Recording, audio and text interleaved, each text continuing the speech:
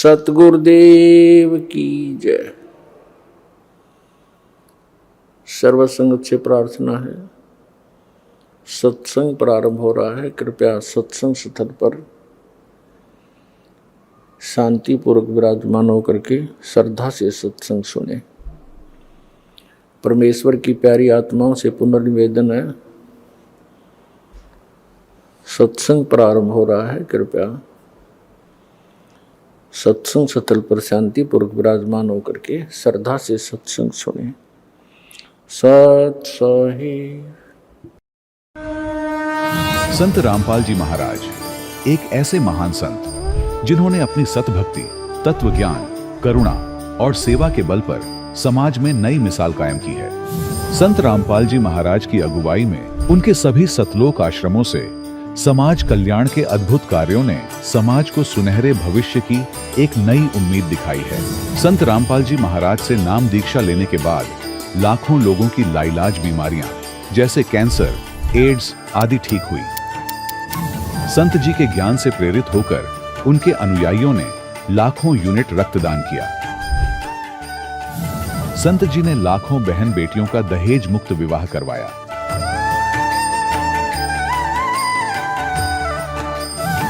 संत जी ने लाखों लोगों का नशा छुड़वाया, करोड़ों उजड़े परिवार बसे। संत जी के आश्रमों में समागम के दौरान निःशुल्क नेत्र चिकित्सा, दंत चिकित्सा प्रदान की जाती है।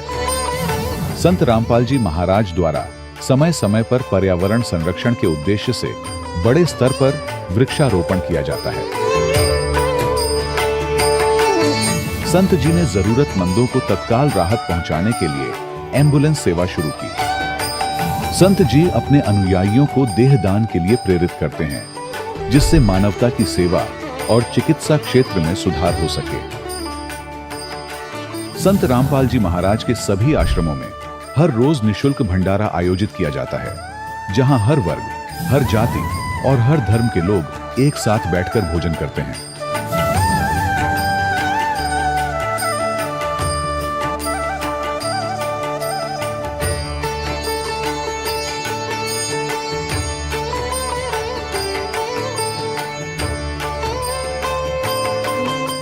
संत रामपाल जी महाराज की अन्नपूर्णा मुहिम ने गरीब और बेसहारा लोगों के जीवन में एक नई ऊर्जा और उम्मीद को जन्म दिया है। घर घर खाद्य सामग्री और जरूरी मदद पहुंचाकर संत रामपाल जी महाराज ने लोगों को दुख और मजबूरी से लड़ने की ताकत प्रदान की है।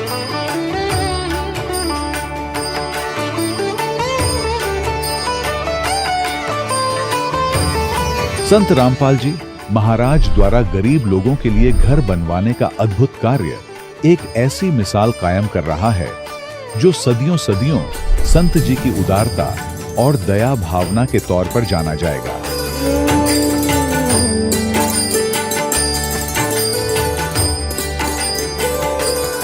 संत रामपाल जी महाराज के आश्रम में हजारों बुजुर्गों को सम्मान और प्यार के साथ जीवन जीने का अवसर मिलता है। उनके खाने, रहने और स्वास्थ्य की पूरी जिम्मेदारी संत रामपाल जी महाराज उठाते हैं। अनाथ बच्चों के लिए संत रामपाल जी महाराज के सभी आश्रम किसी वरदान से कम नहीं। यहाँ उन्हें शिक्षा, संस्कार और भविष्य के लिए बेहतर अवसर प्रदान किए जाते हैं। चाहे बाढ़ हो, भूकंप या महामारी, संत रामपाल जी महाराज और उनके अनुयायी हमेशा ही जरूरतमंदों के लिए सबसे आगे खड़े रहते हैं। कोविड महामारी के दौरान संत रामपाल जी महाराज के आश्रमों से करोड़ों लोगों के लिए भोजन, दवाइयां और जीवन रक्षक सामग्रियां उपलब्ध कराई गई। चाहे गरीब की मदद हो या किसी शोषित और पीड़ित वर्ग के हक और सम्मान की लड़ाई, संत रामपाल जी महाराज ने हमेशा ही उनकी दबी आवाज को सरकारों तक पहुंचाया है और उन्हें उचित न्याय दिलवाने में अहम भूमिका अदा की है।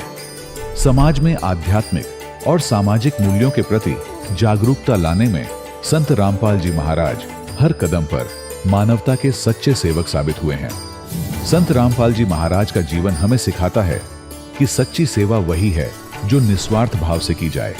आइए हम भी इस महान सेवा के कार्य में इस महान संत से जुड़ें और संत रामपाल जी महाराज से नाम दीक्षा लेकर अपने जीवन को धन्य बनाएं।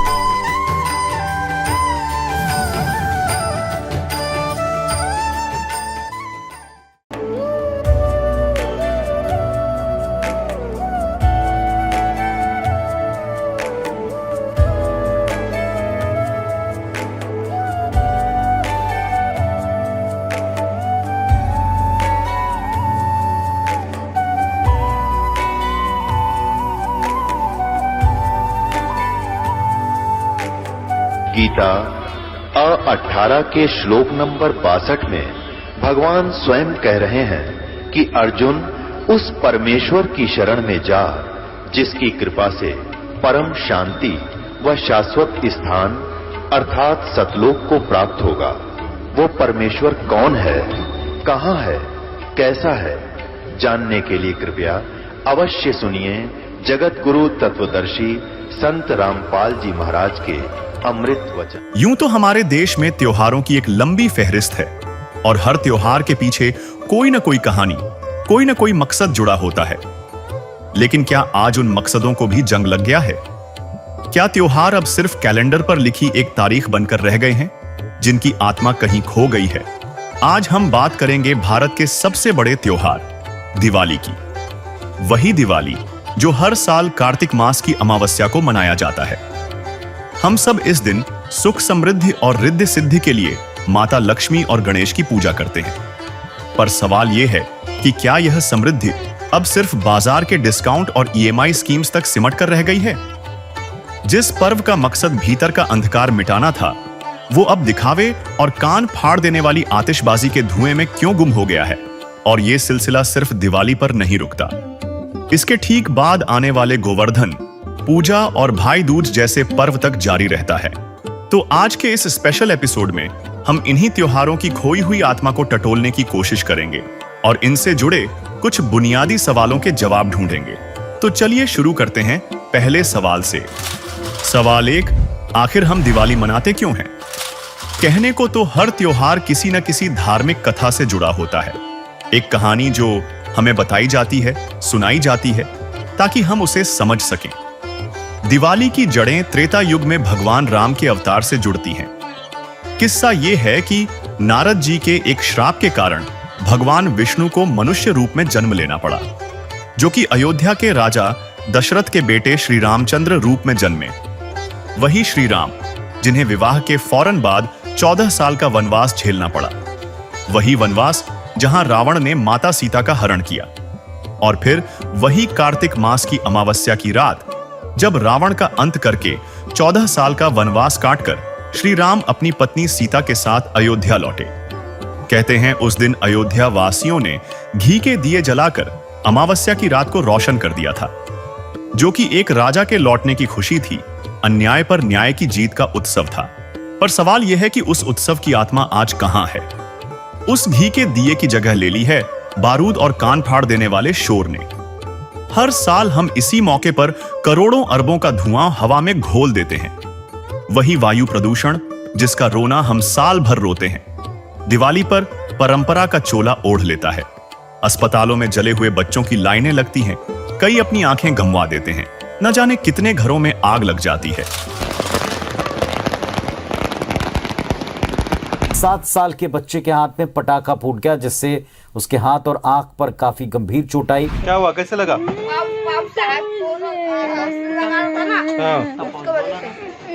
हाथ में पकड़ के लगा रहा था। हाथ में पकड़ के लगा रहा था।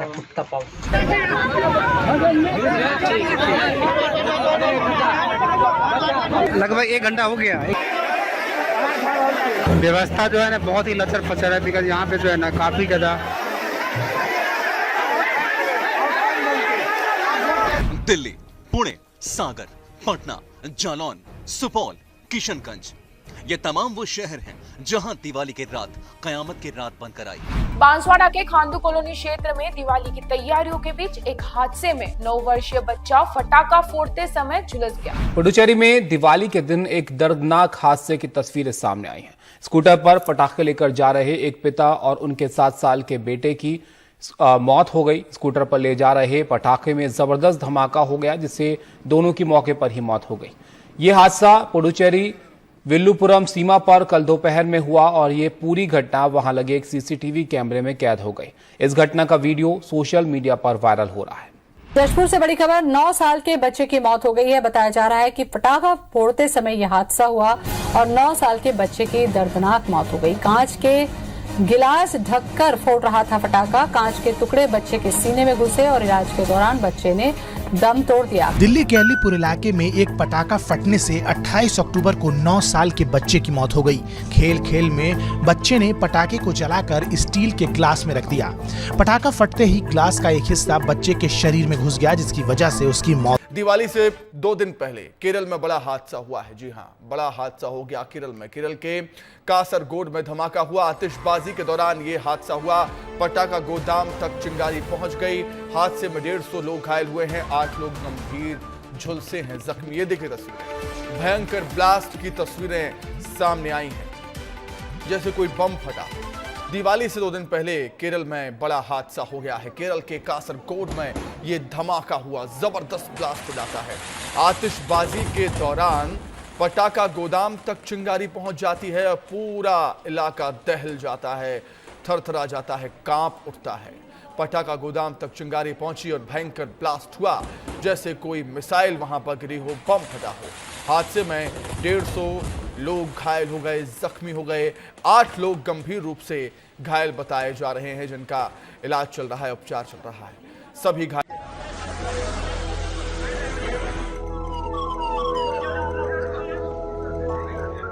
जैसलमेर में हुए बस हादसे ने एक परिवार की सारी खुशियां छीन ली। दिवाली की छुट्टी मनाने जा रहा परिवार इस हादसे में खत्म हो गया। मृतकों के शव इतनी पूरी तरह जल गए कि अब उनका डीएनए टेस्ट करना होगा। क्या है पूरी खबर, आइए जानते हैं विस्तार से। ये कहानी है महेंद्र मेघवाल, उनकी पत्नी और बच्चों की, जो दिवाली की छुट्टी मनाने घर जा रहे थे। लेकिन उन्हें क्या पता था कि ये उनकी आखिरी यात्रा होगी। कितनी खुशी के साथ पत्नी पार्वती के साथ वो दिवाली की प्लानिंग कर रहे थे, पर उस मनहूस बस ने सबकी खुशियां छीन ली। जैसलमेर से महेंद्र अपने घर के लिए निकले थे। घर पर उनकी मां अपने पोते पोतियों का इंतजार कर रही थी, लेकिन तभी रास्ते में अनहोनी हो गई। इस अनहोनी ने कई परिवारों की खुशियां छीन ली। दिवाली का त्योहार सबके लिए मातम में बदल गया। दर्शकों, एक तरफ हम समृद्धि की देवी को बुला रहे हैं और दूसरी तरफ अपनी ही हवा, अपनी ही सेहत और अपनी ही संपत्ति को आग लगा रहे हैं। यह कैसा त्योहार मनाना हुआ? संत रामपाल जी महाराज अपने सत्संगों में बताते हैं कि ऋग्वेद में साफ साफ ज्योति यज्ञ यानी देशी घी का दीपक जलाने से होने वाले हवन और उससे आत्मा की शुद्धि की बात की गई है। ऋग्वेद मंडल 9 सूक्त 86 मंत्र 10 में लिखा है कि परमात्मा अपने मूल स्थान में भिन्न भिन्न स्थानों पर भिन्न भिन्न रूप बनाकर विराजमान है। वह सर्व जीवों व देवताओं का उत्पत्ति करता है। उस परमेश्वर से लाभ प्राप्ति के लिए धार्मिक अनुष्ठानों को करना चाहिए। उनमें से एक ज्योति यज्ञ भी है, जिससे परमात्मा साधक को इस लोक का भी सुख देता है तथा परलोक प्राप्ति अर्थात पूर्ण मोक्ष रूपी अनमोल रत्न भी प्राप्त कराता है। तो क्या यह साफ नहीं है? हमारी दिवाली को दिखावे और बाजारवाद का कीड़ा खोखला कर रहा है। शास्त्रों में बताई गई असल दिवाली कहीं गुम हो गई है और उसकी जगह ले ली है इस बिगड़े हुए जानलेवा स्वरूप ने। लेकिन कहानी सिर्फ यहीं खत्म नहीं होती। अगर आपको लगता है कि इस त्योहार का खोखलापन सिर्फ आज के द्वार की देन है, तो आप गलत हैं। सच तो इससे भी ज्यादा कड़वा है। एक ऐसा सच जिसे बड़ी चालाकी से हमारी परंपरा की बहसों से गायब कर दिया गया है। तो हमारा दूसरा सवाल है, सवाल 2। क्या आप जानते हैं कि अयोध्या वासियों ने खुद ही 2 साल बाद दिवाली मनानी क्यों बंद कर दी थी? जी हां, आपने सही सुना। संत रामपाल जी महाराज बताते हैं कि इतिहास की परतों में यह सच दबा हुआ है कि जिस दिवाली को आज हम सबसे बड़ा त्योहार मानकर मनाते हैं, उसे खुद अयोध्या में सिर्फ 2 बार मनाया गया। क्यों? क्योंकि 2 साल बाद ही एक धोबी के ताने पर उसी श्री राम ने अपनी गर्भवती पत्नी माता सीता को घर से निकाल दिया था। इस घटना ने अयोध्या को इतना झकझोर दिया कि उन्होंने उस दिन के बाद दिए जलाना ही बंद कर दिया। सोचिए प्रजा के मन में क्या बीती होगी कि जिस महारानी की वापसी पर हमने जश्न मनाया, आज वही अन्याय का शिकार हो रही है। जिस देवी के लिए रावण का साम्राज्य मिटा दिया गया, उसे फिर से वन वन भटकने के लिए छोड़ दिया गया। दिए तो खुशी का प्रतीक थे, पर जब राजा और रानी ही अलग हो गए, जब न्याय पर ही सवाल उठ गया, तो वो खुशी कहां बची?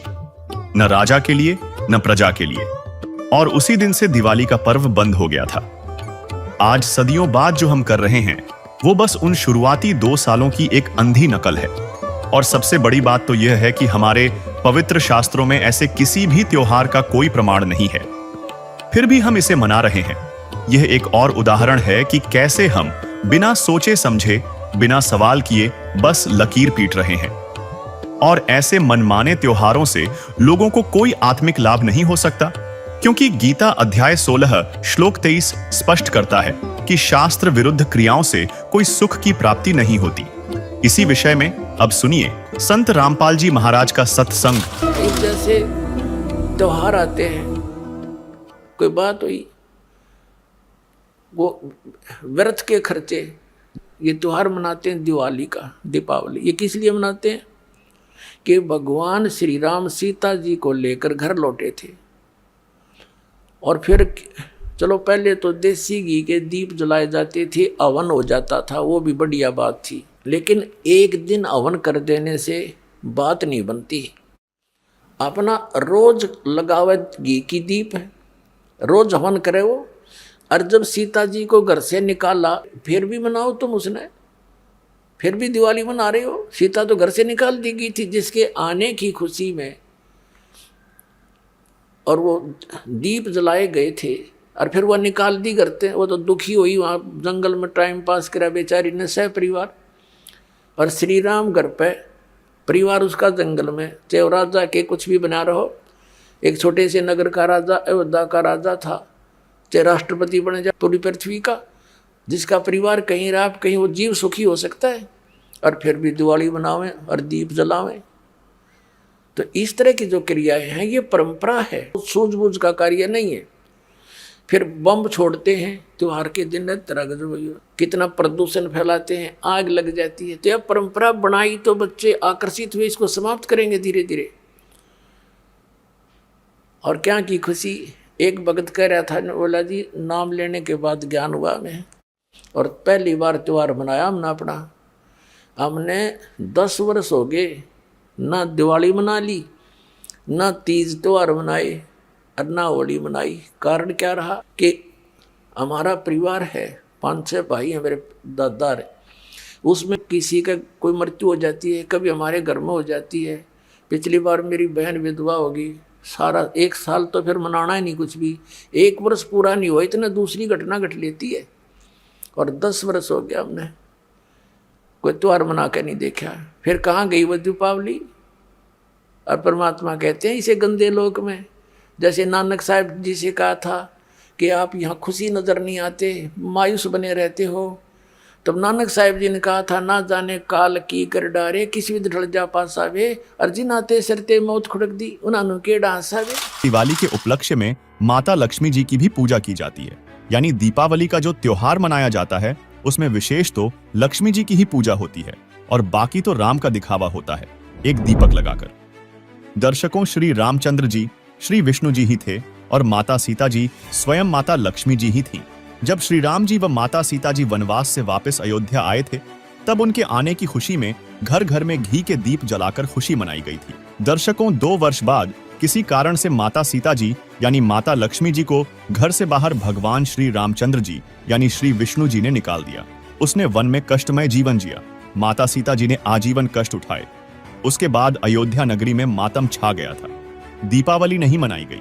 विचार करो, दिवाली के दिन लक्ष्मी जी की पूजा की जाती है, क्या उसके वन में जाने की खुशी में मनाई जा रही है? कुछ तो विवेक से काम लो। दूसरी बात, श्री रामचरितमानस यानी रामायण ग्रंथ की रचना श्री तुलसीदास जी ने श्री रामचंद्र जी के जन्म के लाखों वर्ष बाद अब कलयुग में विक्रमी संवत 1631 यानी सन 1574 ईस्वी में लिखा था। इसके बाद श्री राम जी की कथा फिर से प्रकाश में आई है। लगभग 100 वर्ष से यानी सन 1924 ईस्वी के बाद दीपावली का पर्व हिंदुओं के अंदर फिर से प्रचलन में आया। विचार करें, द्वापर युग में श्री कृष्ण जी हुए। कहीं प्रमाण दिखा दो कि श्री कृष्ण जी ने या द्वारिका वासियों ने या वृंदावन वासियों ने या मथुरा वासियों ने कभी दीपावली का त्योहार मनाया हो। दर्शकों, इसका कहीं प्रमाण नहीं है कि उन्होंने ऐसे किया हो। इससे स्पष्ट हो जाता है कि ये अब मनमुखी लोगों द्वारा मनमाना आचरण करके केवल प्रदूषण फैलाया जा रहा है। इसलिए ये दीपावली का त्योहार मनाना व्यर्थ है, इसमें कोरा प्रदूषण फैलाना ही है। श्री विष्णु जी यानी श्री राम जी तथा माता लक्ष्मी यानी माता सीता जी के कष्टमय जीवन को याद करते हुए इस काल के लोक से निकलकर सतलोक यानी गीता अध्याय 18 श्लोक 62 में बताए सनातन परम धाम को प्राप्त करने के लिए साधना करनी चाहिए। इस कथा यानी रामायण का यह निष्कर्ष निकलता है। हम संत रामपाल जी महाराज के शिष्य संत रामपाल जी महाराज द्वारा बताई गई वो सत साधना करते हैं, जिसमें श्री लक्ष्मी जी, श्री विष्णु जी और सभी इन 5 मुख्य देवताओं की साधना करते हैं। इन्हें डेली याद करते हैं, इनके दुख को हम शेयर करते हैं और भगवान से डरकर हम प्रतिदिन सुबह शाम देशी घी के दीप जलाते हैं ताकि प्रदूषण खत्म हो, क्योंकि हवन से प्रदूषण खत्म होता है। हम श्री लक्ष्मी जी, श्री विष्णु जी और सभी मुख्य देवताओं को सदा याद करते हैं। और ये लोग एक दिन ड्रामा करते हैं। इसके करने से न कोई धार्मिक लाभ और न ही कोई वातावरण में शुद्धता। हम जो साधना करते हैं उससे धार्मिक लाभ के साथ साथ भगवान की डेली याद बनी रहती है। ये कष्ट याद रहते हैं जो ऐसा कष्टमय जीवन जिया महापुरुषों ने, देवियों ने, देवताओं ने। उस डर से हम भक्ति करते हैं। हमें कभी भूल नहीं पड़ती तो हम निवेदन करते हैं कि पूरा हिंदू समाज ये नाटकबाजी छोड़कर संत रामपाल जी महाराज द्वारा बताई साधना करो और अपना जीवन सफल करो। सवाल नंबर 3।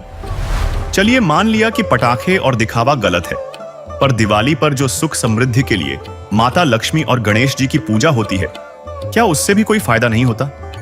आखिर यही तो इस त्योहार का सबसे बड़ा मकसद बताया जाता है। दर्शकों, यही तो सबसे बड़ा झोल है।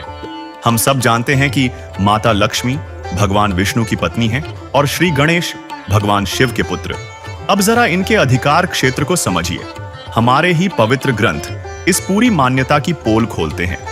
श्रीमद् देवी भागवत के 3 स्कंध में एक प्रसंग है जहां खुद भगवान विष्णु और भगवान शंकर अपनी माता आदिशक्ति दुर्गा की स्तुति कर रहे हैं। और जानते हैं वे क्या कह रहे हैं? वे स्वीकार कर रहे हैं कि वे भी कर्म के विधान में बंधे हैं और किसी की किस्मत से ज्यादा उसे कुछ नहीं दे सकते। श्रीमद् देवी भागवत 3 स्कंद।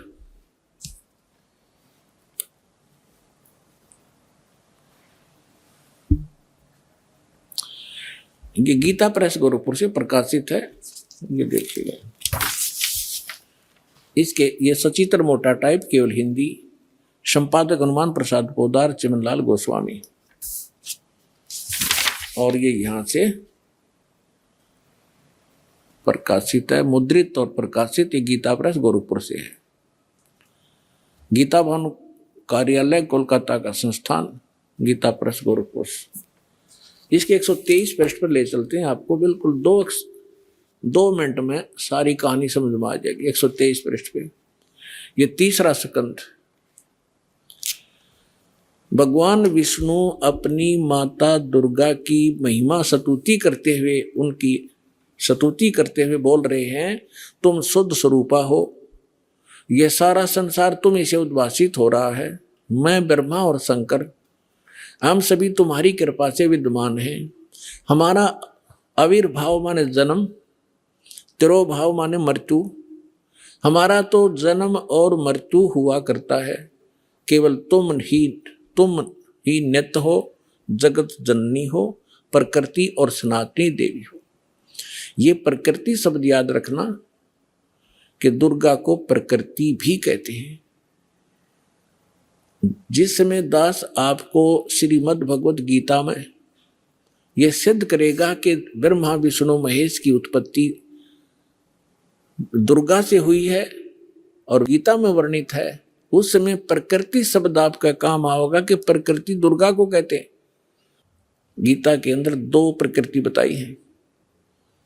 एक तो जड़, जैसे ये अग्नि वायु हवा आदि, और एक चेतन। चेतन ये दुर्गा प्रकृति है। तो इसलिए कहते हैं तुम आप ही प्रकृति हो। और फिर भगवान शंकर क्या कहते हैं देखिएगा। भगवान शंकर बोले, देवी यदि महाभाग विष्णु तुम्ही से प्रकट हुए हैं, उनके बाद उत्पन्न होने वाले ब्रह्मा भी तुम्हारे बालक हुए, फिर मैं तमोगुणी लीला करने वाला, क्या मैं तमोगुणी लीला करने वाला शंकर क्या तुम्हारी संतान नहीं हुआ?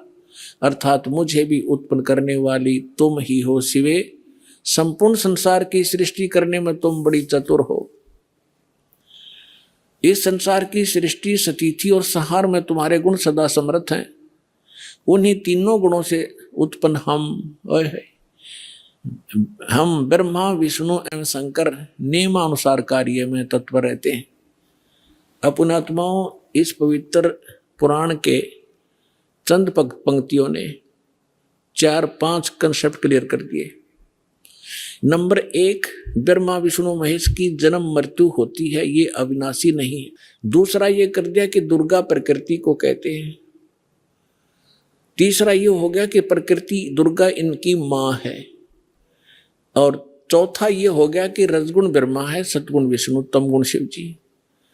और पांचवा ये हो गया कि ये भगवान केवल वर्क डन दे सकते हैं, जैसा जिसका कर्म है इसमें ये कोई परिवर्तन नहीं कर सकते, ये इससे सिद्ध हो।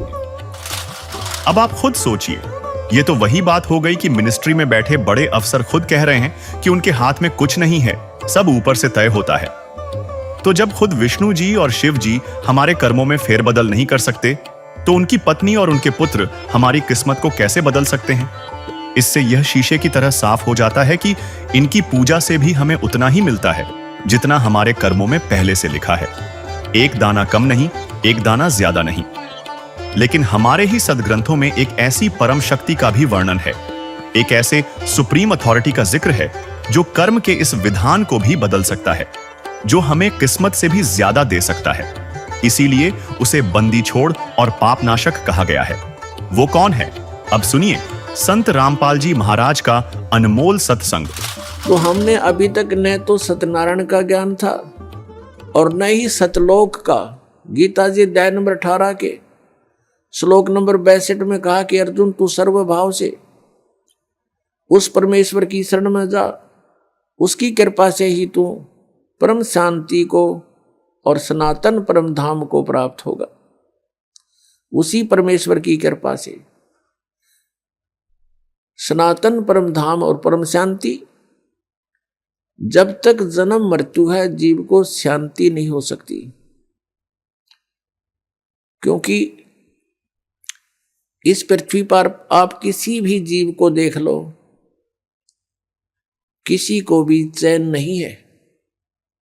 हम राजा लोगों को ये समझते थे ये बड़े सुखी हैं, इन जैसा दुखी धरती पर इंसान नहीं। ये सत्कर मान लें। अब इनके बस की बात नहीं, ये राज ना करें क्योंकि इनके भाग में लिख रखे है, इसकी इनकी किस्मत है, पिछले पुण्य है। उन पुण्यों के प्रतिफल में उनको ये समस्या मिली हुई है।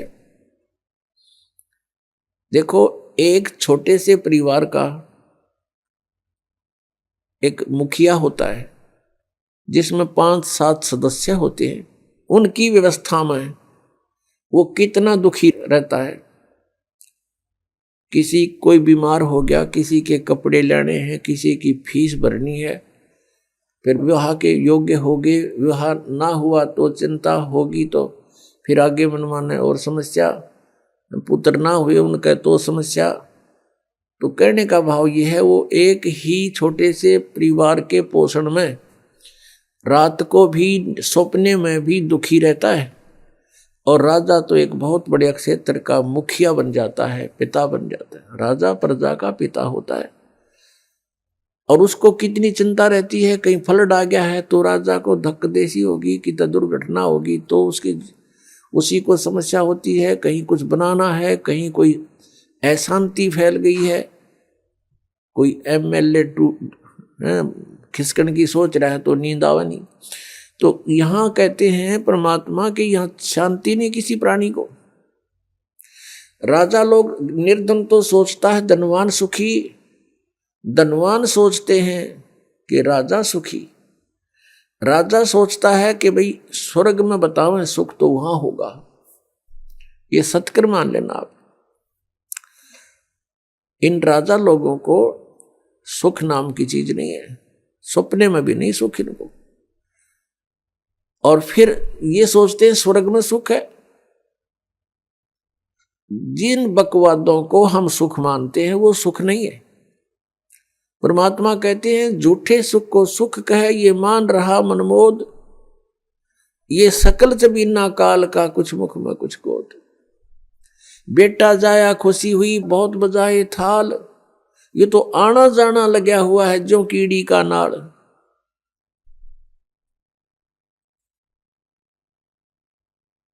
अब राजा सोचते हैं कि स्वर्ग में सुख होगा, अब स्वर्ग के देवता जो उनकी दुर्गति, उनके इतिहास पढ़कर देखो पुराणों में,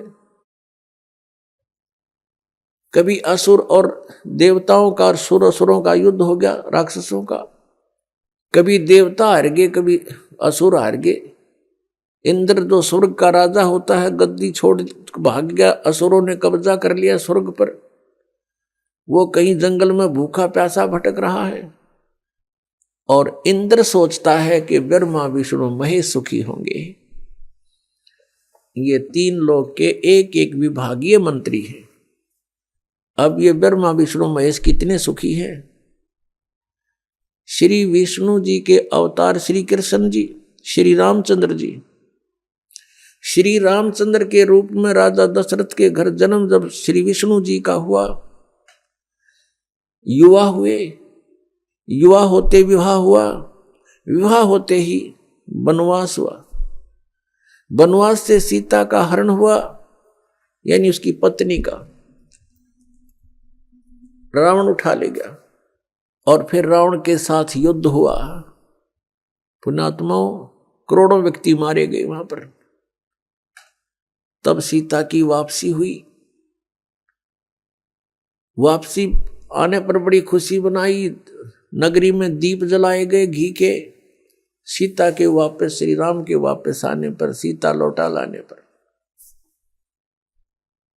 और कुछ दिनों के बाद सीता जी का निष्कासन कर दिया श्री रामचंद्र जी ने स्वयं ही।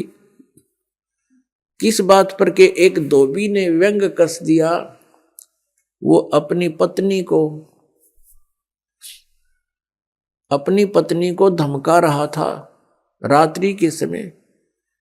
वो किसी उस आपस में कहा सुनी होने से उस धोबी की पत्नी घर से बाहर चली गई थी कहीं अपने रिश्तेदारी में। फिर वो वापस लेकर आया तो उसको धमका रहा था कि मैं तुझे घर नहीं रखूंगा, तू 3 दिन कहाँ रही, मैं दशरथ के पुत्र जैसा नहीं हूं जो वहां पर 12 वर्ष तक रावण के पास रही, उसको फिर घर ले आया। उधर से श्री रामचंद्र जी राजा थे अयोध्या के। पहले राजा लोग अपनी प्रजा के दुख सुखों को स्वयं ही जाना करते थे, रात्रि के अंदर वेश बदल कर घूमा करते थे। ये बात जब देखा कि किस घर में की आवाज आ रही है, वहां खड़ा होकर सुना, तब उसने सुनने को मिला कि मैं उस राजा दशरथ के पुत्र रामचंद्र जैसा नहीं हूं जो रावण के पास उसकी पत्नी रही और उसको घर में रखे हुए है, तो सुबह निकल जाना यहां से। इस बात को सुनकर ही श्री रामचंद्र जी ने सीता जी को निष्कासित कर दिया, निकाल दिया घर से, कि नगरी के लोग मेरे ऊपर व्यंग कस रहे हैं और मैं ये बात नहीं सुन सकता। पुण्यात्माओं, जब सीता जी को रामचंद्र जी लाने लगे, रावण का वध करके लंका का राज्य विभीषण को देकर, तब श्री रामचंद्र जी ने कहा था कि मैं तेरी परीक्षा लूंगा और यदि परीक्षा में सफल होगी तो मैं ले चलूंगा, नहीं तो नहीं ले चलूंगा। मैं तुझे अग्नि में जलाऊंगा, यदि तू अग्नि में जल गई तो समझूं तेरी कि तू कलंकित थी, तू रावण को समर्पित हो चुकी थी, और यदि अग्नि में तू नहीं जली तो मैं निष्कलंक जानूंगा, तब तुझे ले चलूंगा। ऐसा ही किया गया, सीता को अग्नि में बैठा दिया और हजारों की संख्या में दर्शक थे। सीता जी नहीं जली और सब ने कहा कि भगवान निष्कलंक है, माई निष्कलंक है, और इतनी कठोर परीक्षा लेकर के वापस अपने घर लाया था। और फिर एक व्यक्ति के कहने से श्री रामचंद्र जी ने उसको निकाल दिया, अपनी पत्नी को। तो कहाँ गई वो उसका अपना जजमेंट? तो ऐसे ये राजा के योग्य भी नहीं थे ये लोग, और हम इनको भगवान मान रहे थे। एक गर्भवती औरत को अपनी को घर से बाहर निकाल देता है, कहीं मरो कहीं जाओ, कोई बात थी यार? फिर परीक्षा लेने की क्या जरूरत थी? और क्यों इतनी दुनिया मरवाई, फिर छोड़ देता रहे, रावण के पास ही रहती हो। पुण्यात्मा, यहाँ का राजा काल भगवान है और ये नहीं चाहता कि यहाँ के प्राणियों को परमात्मा का पता लग जाए, जिस कारण से इसने इनको भगवान सिद्ध करवा रखा था अपने नकली दूतों के माध्यम से। और फिर क्या होता है लास्ट में, श्री रामचंद्र जी ने अश्वमेघ यज्ञ घोड़ा छोड़ दिया कि पूरी पृथ्वी पर शासन प्राप्त करने के लिए कि इस घोड़े को जो पकड़ेगा वो युद्ध करे मेरे साथ। वो घोड़ा उन्हीं के पुत्रों ने, जो सीता जी ने बाहर जाके जन्म दिया था ऋषि वाल्मीकि की कुटिया में, एक पुत्र गर्भ में था, दूसरा फिर वाल्मीकि जी की मिसअंडरस्टैंडिंग के कारण एक घास से यानी कुसा से, या घास होती है डाब, इससे एक लड़का बनाया था। ये अलग कहानी है, फिर बताएंगे। तो लव और कुश नाम से प्रसिद्ध हुए। लव तो सीता के गर्भ से जन्म हुआ था और कुश को वाल्मीकि जी ने अपनी भक्ति शक्ति से उसको बनाया था। लव और कुश युवा थे, उन्होंने वो श्री रामचंद्र जी का घोड़ा पकड़ लिया। फिर उनका पिता पुत्रों का युद्ध हुआ तो दोनों ने छक्के छुड़ा दिए राम के, और सीता जी फिर भी उनके हाथ नहीं आई और वो पृथ्वी के अंदर समा गई। और श्री रामचंद्र जी ने आकर के सरयू नदी के अंदर, अयोध्या के साथ से बह रही एक सरयू दरिया, उसमें जल समाधि ले ली इसी दुख में। अब श्री कृष्ण जी का इतिहास देख लो। श्री विष्णु जी अवतार श्री कृष्ण जी, श्री राम वाली, श्री रामचंद्र जी के जीवन वाला भोग भोग के वो प्राणी श्री कृष्ण रूप में फिर जन्म हुआ। सारा जीवन दुखी रहा श्री कृष्ण, सारा जीवन जेल में जन्म हुआ, माता पिता कैद में, कभी मामा शत्रु हो गया, कभी पूतना मारने जा रही है, कभी केसी, कभी चाणोर शत्रु हो गया, कभी जरासिंह लड़ने को आ रहा है, कभी शिशुपाल से युद्ध हो रहा है, कवासुनी हो रही है, और कभी फिर कल्यवन आ रहा है। इस दुख में श्री कृष्ण जी ने मथुरा का त्याग कर दिया और ऐसे स्थान पर रहने लगे जहां कोई ना पहुंच सके। समझदार व्यक्ति यही सोचते हैं, राड से बाढ़ अच्छी होती है, झगड़े से बचाव अच्छा होता है। श्री कृष्ण जी उन सबको भी मार सकते थे, क्योंकि वो त्रिलोक के में एक विभागीय मंत्री है, एक विशेष शक्ति होती है प्राणी में, वो उनके अंदर शक्ति थी। लेकिन यही सोचा था कि किस किस ने मारूं, या तो सबकी बुद्धि भ्रष्ट। तो श्री कृष्ण जी ने द्वारका बनाई। समुद्र के बीच में एक टापू था जिसका केवल एक गेट था, द्वारिका, एक द्वार की नगरी। और ये सोच करके वहां यदि इतनी दूर, पहले तो कोई आवेगा नहीं, ऐसे स्थान पर जा रहे हम, और वहां कोई आवेगा युद्ध करने तो हम एक ही तरफ से उसका सामना कर सकते हैं, इसलिए एक गेट था उसका, और बाकी 3 समुद्र था 3 तरफ। तो वहां श्री कृष्ण जी चले गए, अपना अधिकतर सारा ही जीवन वहां व्यतीत किया। यहाँ तो ज्यादा से ज्यादा 18 साल के 20 वर्ष के तक यहाँ रहे थे द्वारका में, और बाकी फिर लगभग 200 वर्ष तक जिए थे श्री कृष्ण जी, और बाकी का समय द्वारका में व्यतीत किया था उन्होंने।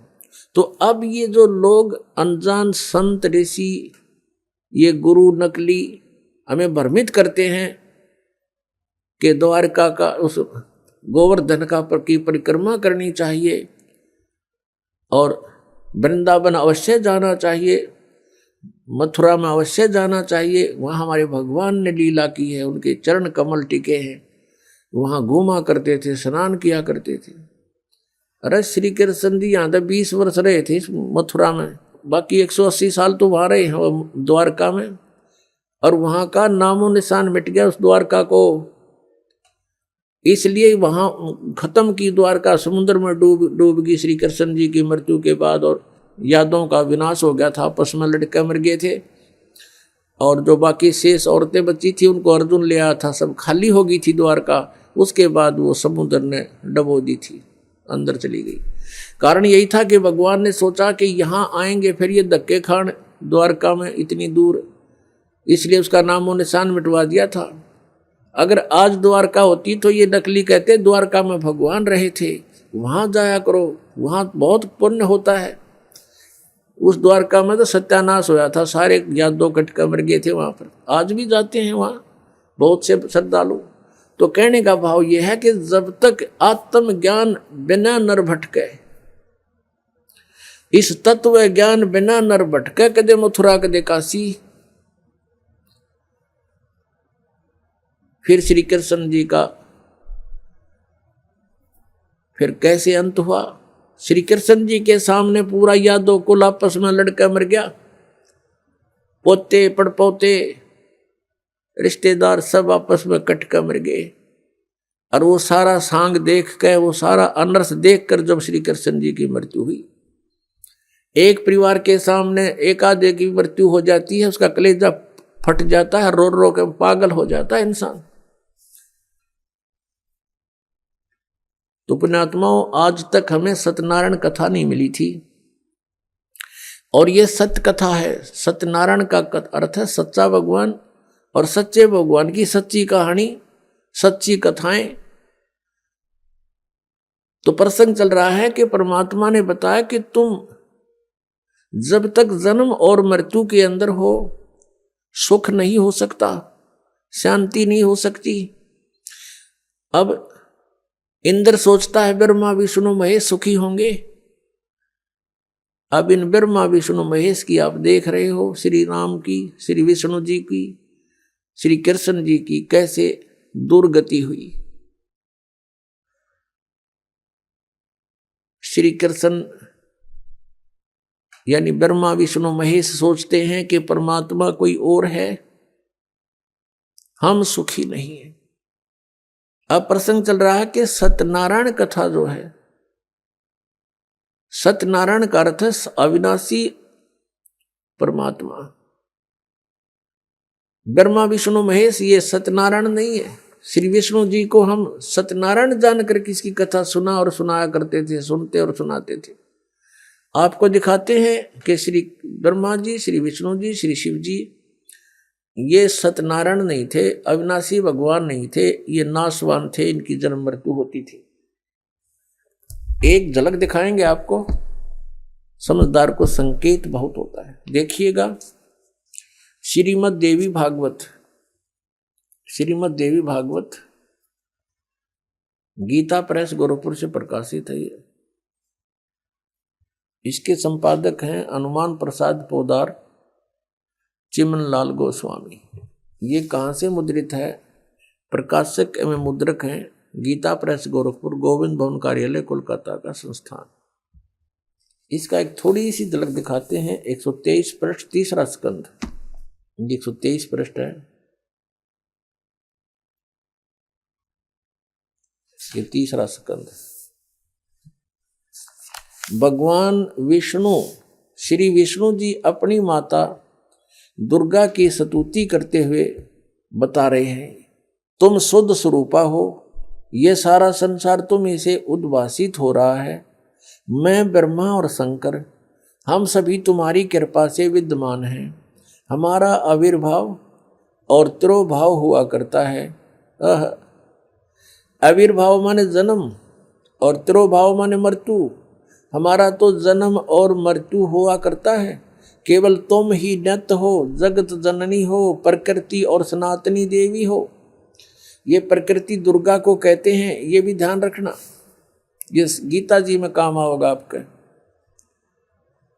भगवान शंकर बोले, देवी यदि महाभाग विष्णु तुम्ही से प्रकट हुए हैं तो उनके बाद उत्पन्न होने वाले ब्रह्मा भी तुम्हारे बालक हुए। फिर मैं तमोगुणी लीला करने वाला शंकर क्या तुम्हारी संतान नहीं हुआ? अर्थात मुझे भी उत्पन्न करने वाली तुम ही हो। ये स्पष्ट हो गया। शंकर भगवान कहता है कि मैं जब ब्रह्मा भी आपसे उत्पन्न हुआ तो उसके बाद मेरी उत्पत्ति हुई, क्या मैं आपका बच्चा नहीं हुआ? मुझे भी उत्पन्न करने वाली तुम ही हो। शिवे, संपूर्ण संसार की सृष्टि करने में तुम बड़ी चतुर हो। ये शिवे उसी को बोलते हैं, दुर्गा को। इस संसार की सृष्टि, स्थिति और संहार में तुम्हारे गुण सदा समर्थ हैं। उन्हीं तीनों गुणों से उत्पन्न हम, यानी ब्रह्मा, विष्णु एवं शंकर, रजगुण ब्रह्मा, सतगुण विष्णु, तमगुण शिव जी, शंकर भगवान नियमानुसार कार्य में तत्पर रहते हैं। अब इस पवित्र पुराण ने, इस श्रीमद् देवी भागवत पवित्र पुराण ने 4 कंसेप्ट क्लियर कर दिए। एक तो ये कि ब्रह्मा विष्णु महेश नासवान है, इनकी जन्म मृत्यु होती है, ये सत्यनारायण नहीं है। और दूसरा ये हो गया कि दुर्गा इनकी माता है तीनों की। तीसरा ये हो गया कि रजगुण ब्रह्मा, सतगुण विष्णु, तमगुण शिव जी। और चौथा कंसेप्ट ये क्लियर हो गया कि ये केवल नियमित कार्य ही कर सकते हैं, यानी जिसके भाग्य में जो कुछ लिखा है उतना ही दे सकते हैं। दुख है तो दुख ही देंगे, ये उसमें परिवर्तन नहीं कर पाओगे। और सुख है आपके भाग्य में तो उसको भी यदि आप इनकी भक्ति करते हो तो निर्बाध दिला देंगे। लेकिन ये कर्म, आपके कर्म में दुख है तो उसको परिवर्तन नहीं कर सकते। ये किसी भी प्रकार के पाप कर्म दंड का नाश नहीं कर सकते, ना संचित कर्म को नाश कर सकते और न ही ये प्रारब्ध के कर्म का नाश कर सकते। और संचित जो हम कर रहे हैं, जो क्रियावान है, ये भी उसको नहीं बदल सकते। जैसे महाभारत का युद्ध हुआ, श्री कृष्ण जी ने बहुत कोशिश की, यानी विष्णु जी ने, कि ये युद्ध ना हो। उनकी 100 प्रयत्न करने पर भी युद्ध होकर ही रहा। तो जो क्रियावान कर्म थे वह भी ना बचे, उनको भी नहीं चेंज कर सके। कितना अनर्थ हुआ, करोड़ों व्यक्ति मारे गए। वो सारा पाप पांडवों के सिर पर रखा गया। और प्रारब्ध के कर्म को ये अपना भी नहीं काट सकते। प्रारब्ध तो दूसरों का नहीं कैसे काटेंगे। जैसे श्री राम रूप में श्री रामचंद्र जी ने सुग्रीव के भाई बाली को मारा था, धोखा देकर वृक्ष की ओट लेकर तीर मारा था। उसका भी बदला देना पड़ा, वो भी कर्म दंड भोगना पड़ा। उसके प्रारब्ध में लिखा गया वो कर्म श्री कृष्ण रूप में। जो बाली वाली आत्मा थी वो तो एक शिकारी बना, और श्री राम वाली आत्मा श्री कृष्ण बने। और श्री कृष्ण जी का वध विषाक्त तीर, यानी जहर से बुझे हुए तीर मार कर उस एक शिकारी ने उनका वध किया। तो उनका अपना भी कर्म भोगना पड़ा उन भगवानों को, जिनकी हम गुण गाया करते थे, जिनको सर्वशक्तिमान बताया करते थे। तो वो भी सर्वशक्तिमान नहीं पाए, ये अविनाशी भी नहीं पाए, क्योंकि इनकी जन्म मृत्यु होती है। इनके पिता कौन है? इनके पिता काल रूपी ब्रह्म है। पुण्यात्माओं, सत्संग के अंदर परमात्मा की याद दिलाई जाती है, आत्मा और परमात्मा की स्थिति बताई जाती है। कौन से कर्म अच्छे हैं, कौन से बुरे हैं, ये याद दिलाई जाती है। और आपको जो मिशन से जुड़ता है, जो भगवान चाहता है, उसको स्ट्रिक्टली कहा जाता है कि ये पाप नहीं करोगे, ऐसा नहीं करोगे तो तुम सफल होगे। सच्चाई है ये। तो फिर वो आपके क्रियावान कर्म भी बदलवा दिए जाते हैं। जैसे कोई शराब पीता है, कोई चोरी करता है, कोई मिलावट करता है, कोई जारी करता है, कोई और बकवाद करता है, वो सब छुटवाई जाती है। वो क्रियावान कर्मों को भी चेंज कर दिया जाता है। प्रारब्ध के अंदर आपकी किस्मत में कोई जबरदस्त दुख है, उसको भी परमात्मा हल्का करके नाश कर देते हैं। परमेश्वर शरण में आने से आई टले बला, और जय मस्तिष्क में जय भाग्य में सूली होवा काटे में टल जा। यदि आपके भाग्य में कहीं मृत्यु दंड लिखा हो, कहते कांटा लाग के, मनमाने ठोकर लाग के, अंगूठा फूट के जीवन बच जा। इतना हल्का करके परमात्मा, वो कबीर परमेश्वर, आपके प्रारब्ध में लिखे हुए पाप कर्म का विनाश कर देते हैं, और संचित जो कर्म आपके वहां रखे हैं डिपॉजिट, उसका भी नाश कर देते हैं। तो चलिए अब हम अपने पवित्र वेदों में ही देखते हैं कि परमात्मा पाप नाश कर सकता है या नहीं। देखिए यजुर्वेद अध्याय 8 मंत्र 13। दर्शकों, यजुर्वेद अध्याय 8 मंत्र 13 में 6 बार लिखा है कि परमात्मा साधक के घोर पाप का भी नाश कर सकता है।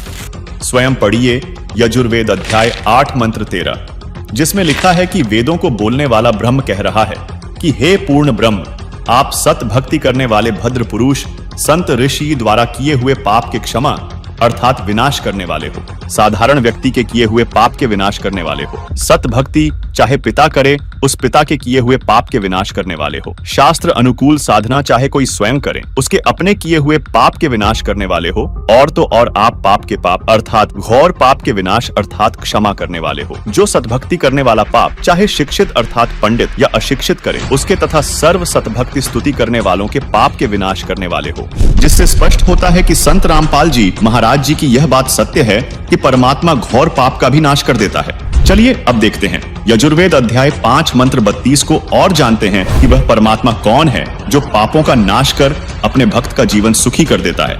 देखिए दर्शकों, यजुर्वेद अध्याय 5 मंत्र 32 में लिखा है कि जो पूर्ण शांतिदायक है वह पाप का शत्रु अर्थात पाप विनाशक कबीर है। 2 स्थानों पर वास करता हुआ दुखदायी काल लोक में रहने वालों के कर्म बंधन का शत्रु अर्थात बंदी छोड़ रक्षा के लिए तुरंत आने वाला है। पवित्र करने वाला वायु के तुल्य है। सभा में अर्थात ओंकार ब्रह्म के 21 ब्रह्मंडों यानी ब्रह्म, ब्रह्मा, विष्णु, शिव तथा देवी देवताओं आदि की सभा है में जैसे चूहों की सभा में बिलाव की तरह शक्तिशाली राजाधिराज अर्थात कुल मालिक है। सर्व ऊर्जा स्रोत परमेश्वर वायु अर्थात प्रत्येक जीव का प्राणाधार है। आकाश के गुण शब्द रूप में अविनाशी है। जगत को त्यागने वाला अंतर्यामी जाना माना अर्थात सर्वविदित है। हवन में आहुति दिए घी का जैसे प्रारूप बदल जाता है अर्थात अधिक लाभदायक हो जाता है, ऐसे भक्ति से भक्त के गुण बदलने वाला स्वयं प्रकाशित सतलोक में रहने वाला है। भावार्थ है कि जो पूर्ण शांतिदायक है वह पाप नाशक परमेश्वर कबीरदेव यानी कबीर साहिब है। वह कर्मों के बंधन में बंधे हुओं के बंधन काटने वाला अर्थात बंदी छोड़ है, जो स्वयं प्रकाशित सतलोक में रहता है। यजुर्वेद के उपरोक्त मंत्र से सिद्ध होता है कि वास्तव में कबीर परमात्मा घोर पाप का भी नाश कर देता, जिससे हम सुखी होकर भक्ति कर सकते हैं। और इससे यह भी स्पष्ट होता है कि संत रामपाल जी महाराज द्वारा बताया जा रहा ज्ञान सत्य है। तो चलिए अब जानते हैं कि हमारे पाप कर्म कैसे समाप्त होंगे। दर्शकों, हम सभी जानते हैं तथा हमारे ये नकली धर्मगुरु व कथावाचक भी बताते हैं कि इस लोक यानी काल ब्रह्म के 21 ब्रह्मांडों का अटल विधान है कि जब तक हमारे संचित पाप कर्म समाप्त नहीं हो जाते तब तक प्राणी को अपने प्रत्येक कर्म का दंड स्वर्ग नरक तथा 84 लाख योनियों में भोगना पड़ता है। यानी जो व्यक्ति जैसा कर्म करेगा वैसा फल भोगना पड़ेगा।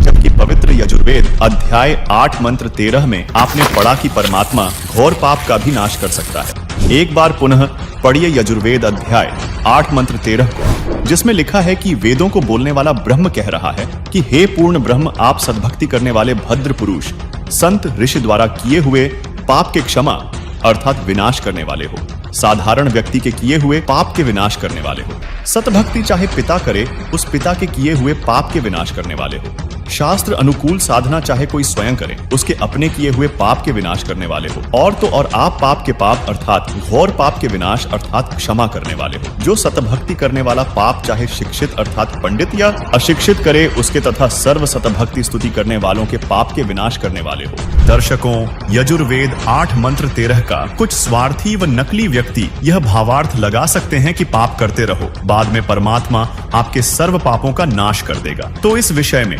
संत गरीबदास जी ने अपने सामने धर्मराज व कबीर परमात्मा के मध्य हुई वार्ता में बताया है। सुनिए। यहाँ क्या बता रहे हैं कि परमात्मा जब ऊपर लेकर गए गरीबदास जी को, तो परमेश्वर के शरीर से वहां जब उसने देखा ऐसी चमक थी और धर्मराज अपने सिंहासन पर विराजमान था, न्यायाधीश परमात्मा वहां प्रवेश किया, एकदम वो कुर्सी छोड़कर खड़ा हो गया, सिंहासन छोड़कर, और ऐसे जैसे एक उच्च अधिकारी के सामने बहुत निम्न सत्र का अधिकारी करबद्ध होकर के सावधान हो जाता है और वो डांट लगाता है। उच्च अधिकारी छोटे अधिकारी को अपना आदेश देता है अपनी लैंग्वेज में, और वो सब स्वीकार्य करता है, जो एक शिष्टाचार होता है।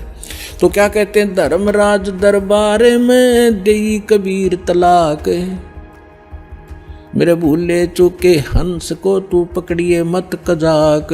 है जिस धर्मराज के सामने ब्रह्मा विष्णु महेश की हिम्मत नहीं जाके को अपशब्द बोल दे, ये तो आप यहीं देख लो, अपने चीफ जस्टिस के सामने प्रधानमंत्री की हिम्मत नहीं, उसको जाके कुछ वहाँ प्रधानमंत्री के सामने भी सिंहासन नहीं छोड़ेगा चीफ जस्टिस।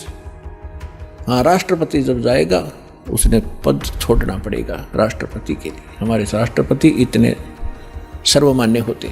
इसी प्रकार जब धर्मराज ने देखा कि राष्ट्रपति आगे यानी पूरी विश्व के मालिक एकदम कुर्सी छोड़कर खड़े हो गए, परमात्मा क्या कहने लगे, धर्मराज दरबार में देई कबीर तलाक, मेरे भूले चूके हंस को तू पकड़िए मत कजाक, कि मेरा हंस और गलती से नाम भी त्याग दिया हो, गलती से ना जान रहा हो, जानबूझ कर बकवाद करे, उसका तो माफी है नहीं, और किसी कारण से भी आपको ने नाम ले रखा है और आपका ना जान रहा, फिर छोड़ छाड़ गए कुछ दिन, तो जब आपकी मृत्यु होगी तो परमात्मा कहते हैं आपको वहाँ ले जाया जाएगा धर्मराज के पास।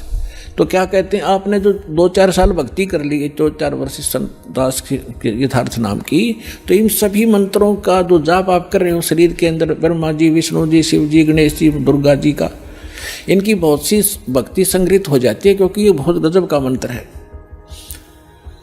इसके आधार से फिर आपको कोई किसी को विष्णु जी के लोक में कुछ दिन जाना पड़ेगा, वहाँ अपनी पुण्य खत्म करोगे, फिर वहाँ से पुण्य खत्म होते ही आपको ब्रह्मा जी के लोक में भेज देंगे, वहाँ देवता बन करोगे, फिर विष्णु जी के लोक में, फिर शिव जी के लोक में, अपनी सारी पूंजी नाश करके और फिर नरक लोक में।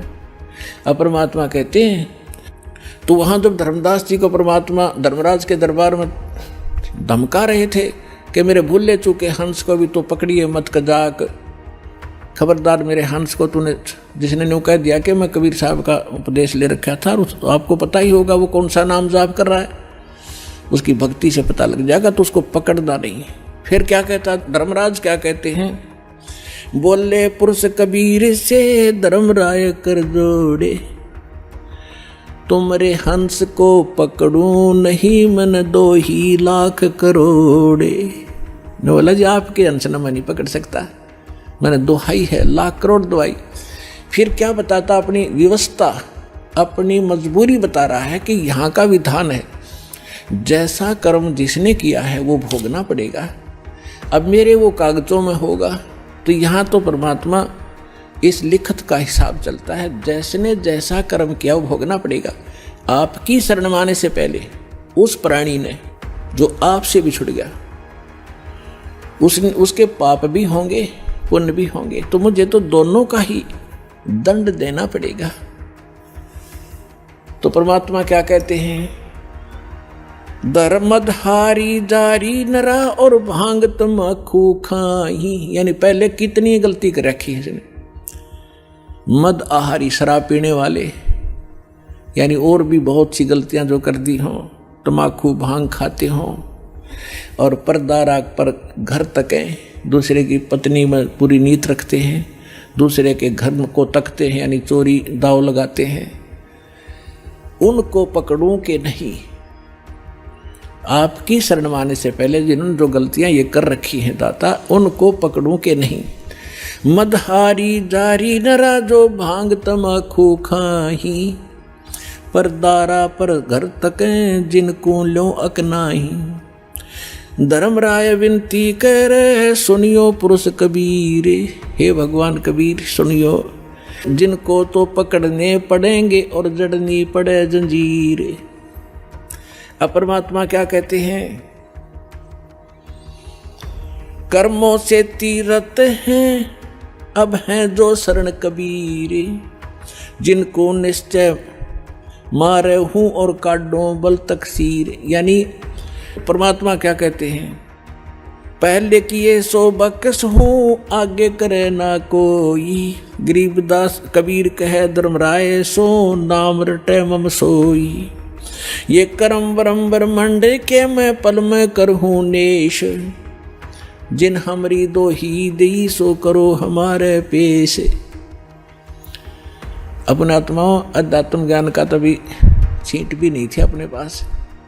इस जैसे आप देखते हो प्रत्येक देश में, प्रत्येक देश का एक राजदूत भवन होता है, ऐसे ही परमात्मा ने प्रत्येक ब्रह्मांड में अपना एक राजदूत भवन बना रखा है। और जो यहाँ ऐसा कहता है कि मैं तो ऐसे ऐसे भगवान कबीर साहब का भक्त हूँ और आप मेरा निर्णय, मेरा कोई अकाउंट नहीं कर सकते, तो परमात्मा कहते हैं कर्म भ्रम ब्रह्मंड के मैं पल में कर हूँ नेश, 1 मिनट में नष्ट कर दूंगा तेरे, तूने ये बकवास जो इस जीव से करवा रखी है, तूने करवाए सारे उल्टे कर्म इससे, अज्ञान भर के इसके अंदर। और जिसने मेरा नाम लिया, मेरी दुहाई दी के इस हृदय से जो पुकारेगा वहाँ के, मैं तो भगवान कबीर साहब का शिष्य था, उनका बच्चा हूँ, आप मुझे कैसे ले आई यहाँ पर। तो उनको मेरे पास, मेरे राजदूत भवन में करो हमारे पेश, तो उसका अकाउंट भी नहीं लेना, खबरदार, परमात्मा ने यहाँ तक बोल दिया। दर्शकों, अभी आपने धर्मराज और कबीर परमात्मा के मध्य हुई वार्ता को सुना, जिसमें संत गरीबदास जी ने स्पष्ट किया है कि गरीब पहले किए वो बख्श हूं, आगे करे ना कोई।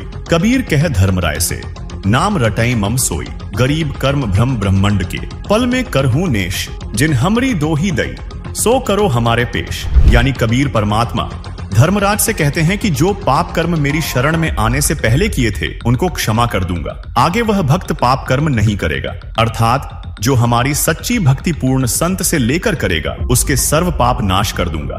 तथा कबीर परमेश्वर ने पुनः कहा कि इस काल लोक के सर्व संचित वर्तमान व प्रारब्ध कर्म जो भ्रमित करके कराए गए हैं, मैं अपने भक्त के उन सब पाप कर्मों को एक क्षण में नष्ट कर दूंगा। जिन्होंने मेरी दुहाई दी है, यानी पुकार कर कहा है कि हम कबीर परमेश्वर के भक्त या भक्तमती हैं, उनका हिसाब अर्थात कर्मों का लेखा जोखा भी तू मत लेना, बल्कि उनको मेरे दरबार में त्रिकुटी पर बने सतगुरु स्थान पर पेश कर देना। उनके कर्मों का हिसाब मैं स्वयं करूंगा। दर्शकों, दिवाली का धुआं ठीक से छटता भी नहीं कि एक और परंपरा शुरू हो जाती है, गोवर्धन पूजा। सवाल यह है कि क्या यह प्रकृति की पूजा है या फिर एक और ऐसा अनुष्ठान जहां हम खुद भगवान कृष्ण के आदेशों को ही नजरअंदाज कर रहे हैं। सवाल नंबर 4, दीपावली के ठीक बाद मनाई जाने वाली यह गोवर्धन पूजा आखिर है क्या? क्या यह शास्त्रों में वर्णित है और क्या उस गोवर्धन पर्वत की परिक्रमा करने से वाकई कोई लाभ होता है?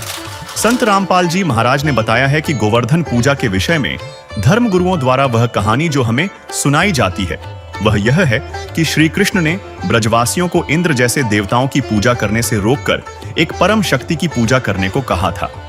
जब बौखलाए इंद्र ने बारिश से सब कुछ डुबोना चाहा, तो कृष्ण ने अपनी उंगली पर गोवर्धन पर्वत उठाकर सबकी रक्षा की। संदेश साफ था, बिचौलियों और छोटे मोटे देवताओं को पूजना बंद करो। पर आज हम क्या कर रहे हैं? हम उसी गोवर्धन पर्वत की परिक्रमा करके श्री कृष्ण को सम्मान देने का नाटक तो करते हैं, लेकिन साथ ही साथ उन्हीं देवी देवताओं की पूजा भी करते रहते हैं जिन्हें पूजने से कृष्ण जी ने मना किया था। यह तो श्री कृष्ण के आदेश की सीधी सीधी अवहेलना है। आप गोवर्धन की परिक्रमा करके असल में भगवान कृष्ण का अपमान कर रहे हैं और इस क्रिया के साइड इफेक्ट्स और भी खतरनाक हैं। यह शास्त्रोक्त साधना तो है नहीं, इसलिए इससे लाभ तो शून्य है, पर नुकसान की गारंटी पूरी है। जब श्रद्धालु परिक्रमा करते हैं तो उनके पैरों के नीचे लाखों करोड़ों कीड़े मकोड़े और जीव जंतु कुचलकर मर जाते हैं। आप गए थे पुण्य कमाने, लेकिन आपके खाते में जुड़ता है सिर्फ पाप। सूक्ष्म वेद में कहा भी गया है, पृथ्वी ऊपर पग जो धारे, कोटि जीव एक दिन में मारे। यानी हर कदम पर लाखों हत्याओं का पाप आपके सिर। यह कैसा धर्म है जो हमें पुण्य के नाम पर पाप के गड्ढे में धकेल रहा है? यह कैसा धर्म है जो हमें पुण्य के नाम पर पाप के गड्ढे में धकेल रहा है? लेकिन इस त्योहारों की ट्रेजेडी पर ट्रेजेडी वाली सीरीज की आखिरी कड़ी अभी बाकी है। तो अब आते हैं हम अपने 5वें और अंतिम सवाल पर। सवाल नंबर 5, दिवाली के 2 दिन बाद मनाए जाने वाला भाई दूज आखिर क्यों मनाया जाता है? क्या कुमकुम का एक टीका लगाकर आरती उतार देने से भाई बहन की रक्षा हो सकती है? मकसद तो अच्छा है, रक्षाबंधन की तरह ही बहनें भाई की लंबी उम्र और सुरक्षा की कामना करती हैं। लेकिन हकीकत क्या है? क्या यह एक और खोखला रीति रिवाज नहीं जिसकी कोई गारंटी नहीं? अखबारों की सुर्खियां गवाह हैं कि कई बार भाई दूज के दिन ही भाई बहन हादसों का शिकार हो जाते हैं। रोहतक में भाई दूज का टीका लगवाकर लौट रहा एक परिवार सड़क हादसे का शिकार हो गया, जिसमें कार सवार पति पत्नी और 12 वर्षीय बेटे की मौके पर ही मौत हो गई। 152D एक्सप्रेसवे पर गांव बसाना और कलानौर के बीच ये हादसा हुआ। भाई दूज के दिन किसी बहन का भाई बिछड़ गया तो किसी घर का चिराग बुझ गया। एक सड़क हादसा हुआ जिसने तबाही मचा दी और एक परिवार की हंसती खेलती जिंदगी उजड़ गई। सागर जिले के रहली थाना अंतर्गत बलेह रोड पर आज सुबह एक भीषण सड़क हादसा हो गया, जिसमें एक अज्ञात वाहन ने बाइक सवार 2 युवकों को टक्कर मार दी। इस दुर्घटना में बाइक चालक की मौके पर ही मौत हो गई, वहीं दूसरा युवक गंभीर रूप से घायल हो गया।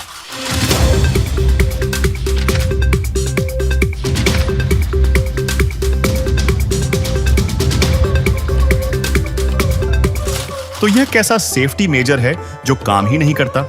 और इसका जवाब भी वहीं मिलता है जहां बाकी सवालों के जवाब मिले थे, हमारे ही धर्म ग्रंथों के उस हिस्से में जिसे जानबूझकर नजरअंदाज किया जाता है। संत रामपाल जी महाराज ने अपने सत्संगों में बताया है कि ऋग्वेद मंडल 9 सूक्त 20 मंत्र 1 में साफ लिखा है कि असली रक्षक जो अविनाशी है और सबका पालनहार है, वह कबीरदेव यानी कबीर परमेश्वर है। तो दर्शकों, संत रामपाल जी महाराज द्वारा किए गए इस पूरे विश्लेषण से तस्वीर साफ होती है कि जिस दिवाली को हमने श्री राम की वापसी का जश्न समझा, वह असल में माता सीता के अपमान के बाद अयोध्या वासियों ने खुद ही बंद कर दी थी। आज हम सिर्फ एक मरी हुई परंपरा का बोझ ढो रहे हैं, जिसे प्रदूषण और हादसों का जंग लग चुका है। जिस गोवर्धन पूजा को हमने कृष्ण भक्ति समझा, वह असल में कृष्ण जी के ही आदेशों का खुला अपमान है, जहां हम पुण्य कमाने के चक्कर में लाखों जीवों की हत्या का पाप अपने सिर ले रहे हैं। और जिस भाई दूज को हमने रक्षा का कवच समझा, वह एक ऐसी परंपरा है जिसकी अपनी कोई गारंटी नहीं। यह सब शास्त्र विरुद्ध एक मनमाना आचरण है। इन त्योहारों को मनाने से न तो वह सुख समृद्धि मिल सकती है जिसका हमें लालच दिया जाता है, और न ही हमारी रक्षा हो सकती है। असली रक्षक, असली पाप नाशक और कर्म के बंधनों से छुड़ाने वाला बंदी छोड़ कोई और है। वह है कबीर परमेश्वर, जो हमें सिर्फ सुख समृद्धि नहीं बल्कि पूर्ण मोक्ष भी प्रदान कर सकता है। और अगर आपको इन त्योहारों के जाल से निकलकर उस असली शक्ति की यथार्थ भक्ति जाननी है, तो उसकी जानकारी के लिए आप संत रामपाल जी महाराज YouTube चैनल पर संत रामपाल जी महाराज के सत्संग देख सकते हैं। अब आपको कुछ भक्तों के अनुभव दिखाते हैं। परमात्मा कबीर परमेश्वर की शरण माने के बाद उनको कैसे सुख मिले, पहले वो कितने कष्ट से जीवन जी रहे थे, और परमात्मा ने आज उनको हाथों पर रख लिया। समर्थ का शरणा गहो रंगहोरी हो, और कभू ना हो काज राम रंगहोरी। दर्शकों, टेंशन और डिप्रेशन ऐसी समस्याएं हैं जो आजकल हर वर्ग के लोगों को अपना शिकार बनाती जा रही हैं। इनसे छुटकारा पाने और शांति का अनुभव प्राप्त करने के लिए लोग विभिन्न तरीके अपनाते हैं, लेकिन वास्तविक सुख शांति से अभी भी कोसों दूर है। आज हम आपको एक ऐसी ही शख्सियत की आपबीती से रूबरू करवाने जा रहे हैं जो इन सभी परेशानियों से बाहर उभर कर आ चुकी हैं। ये है अलीगढ़, उत्तर प्रदेश की खुशबू जी, जो डिप्रेशन के जाल में बुरी तरह फंसी हुई थी। हालात इतने खराब हो चुके थे कि इन्हें खुद की भी सुध नहीं रहती थी, और इनके परिवार पर भी दुखों का पहाड़ टूटा हुआ था। लेकिन फिर अचानक 2013 में खुशबू जी को एक ऐसा शांतिदायक मार्ग मिला, जिसे अपनाने के बाद इन्होंने डिप्रेशन जैसी समस्या से पूरी तरह छुटकारा पा लिया है। आपको बता दें, खुशबू जी को यह शांतिपूर्ण परमेश्वर कबीर साहिब जी की शरण में मिली। जिसे वर्तमान समय में संत रामपाल जी महाराज जी बता रहे हैं। उनसे नाम उपदेश लेने के बाद खुशबू जी के साथ और भी अनेकों चमत्कार हुए हैं, जिससे आज वह एक शांतिपूर्ण जीवन व्यतीत कर रही है। आइए अब सुनते हैं खुशबू जी की यह प्रेरक कहानी, उनकी अपनी जुबानी। नमस्कार जी। सत साहिब। क्या नाम है जी आपका? खुशबू सिंह। खुशबू जी, आप कहाँ से हैं? यूपी, अलीगढ़, उत्तर प्रदेश से जी। संत रामपाल जी महाराज से नाम दीक्षा आपने कब ली? 2013 में। संत रामपाल जी महाराज से नाम दीक्षा लेने से पहले क्या आप कोई भक्ति साधना भी करती थी? हाँ जी, हमने गुरमित राम रहीम से नाम ले रखा था और उन्हीं की भक्ति करते थे, और बाकी जितने सब भी देवी देवता हैं उनकी भी भक्ति हम करते थे। लेकिन वहाँ जाने के बाद हमें कोई लाभ नहीं था। वहाँ पे भक्ति करते करते भी मतलब मैं डिप्रेशन में चली गई। हमारी गृह कलेश भी होती थी। मेरे पापा जो हैं वो नशा करते थे और घर में काफ़ी ही दिक्कतें हुई थी। तो फिर आप संत रामपाल जी महाराज की शरण में कैसे आईं? संत रामपाल जी महाराज की शरण में हम लोग ऐसे आए कि जब हमारे घर में मेरे बड़े भाई की शादी हुई थी तो हमारे घर में झगड़ा होने लगा था। हाँ, तो बहुत सारे झगड़े होते थे। जो मेरी भैया की जो वाइफ थी वो मतलब टोने टोटके वाली थी, आए दिन मतलब कुछ ना कुछ मिलाती रहती थी, और मतलब भाई और भाभी में दोनों में झगड़ा होता था काफ़ी। तो मैं डिप्रेशन में चली गई और मुझे ये डर था कि मेरे भाई को अब ये मार देगी, और मतलब कुछ आए दिन कुछ ना कुछ खिलाती हैं, कि मैं अपने सिर को ना ऐसे मारती थी दीवारों में, बेडों में, इतने खतरनाक तरीके से कि शायद अगर मैं नॉर्मल अभी मारूं तो मेरा सर फट जाएगा। और मतलब बहुत ही ज़्यादा इतनी परेशान हो गई थी मैं कि बस मुझे कोई भी जगह मिलती थी ना तो बस मैं अपना सर मारा करती थी और बिल्कुल बेहोश हो जाती थी। कोई नहीं, फिर उसके बाद हमने मतलब एक आध दो तांत्रिकों पे दिखाया, किसी ने बताया कि आप वहाँ पे दिखा लो, तो सब ने बोला कि इस पे किया हुआ है और मतलब तुम्हारे घर में बहुत जादू मंत्र चला हुआ है। तो कोई नहीं, मम्मी ने हर जगह दिखाया, हमें कोई भी लाभ नहीं हुआ था।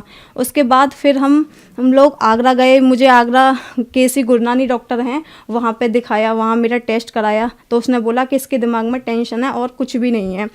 तो उसने बोला कि ये दवा है ऐसे ऐसे, और इसको खा के अगर आराम मिल जाएगा तो इसे आराम मिल जाएगा, नहीं तो फिर उसके बाद तुम दोबारा इसको लेके आओ। तो मुझे वहाँ पे ले गए डॉक्टर पे। डॉक्टर के लाने के बाद उसी रास्ते से फिर हम मतलब जो मेहंदीपुर बालाजी हैं वहाँ पे मतलब मेरी मम्मी, मेरे भाई और मेरे भाई के कुछ दोस्त थे, वो वहाँ पे हम लोग गए बालाजी। वहाँ पे मतलब जो भी पूजा होती है वो सब वहाँ पे किया। मुझे वहाँ पे भी कोई लाभ नहीं था। मैं वहाँ पे भी ऐसे ही सर पटक रही थी, भाग रही थी, सबको मारती थी। जो भी रास्ते में मुझे मिलता था मैं उसको पीटती थी बुरी तरीके से। तो इस तरीके से मुझे मेरे घर वाले मतलब कभी या कपड़े से बांधकर या फिर दोनों हाथ पकड़ के मुझे हर जगह ऐसे ले जाया करते थे। कोई नहीं, फिर वहाँ से आ गए। तो मेरी दीदी के ससुर संत रामपाल जी महाराज का सत्संग देखा करते थे।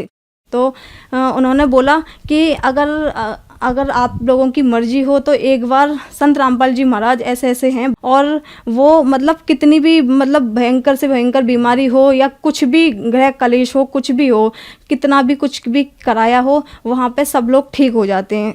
तो मेरी मम्मी ने बोला कि ठीक है, हमने हर जगह दिखा लिया, हमने हर तांत्रिक पे दिखा लिया, डॉक्टर पे दिखा लिया, सब ने बस ये दवा दे देते हैं, लेकिन कोई हमें लाभ नहीं था। मुझे बस यही प्रॉब्लम थी कि मुझे एकदम मतलब बेहोशी आती थी और मैं अपना सिर पकड़ के मतलब दीवारों में, बेडों में, जो भी जगह मुझे मिलती थी मैं हर जगह मारती थी अपने सिर को।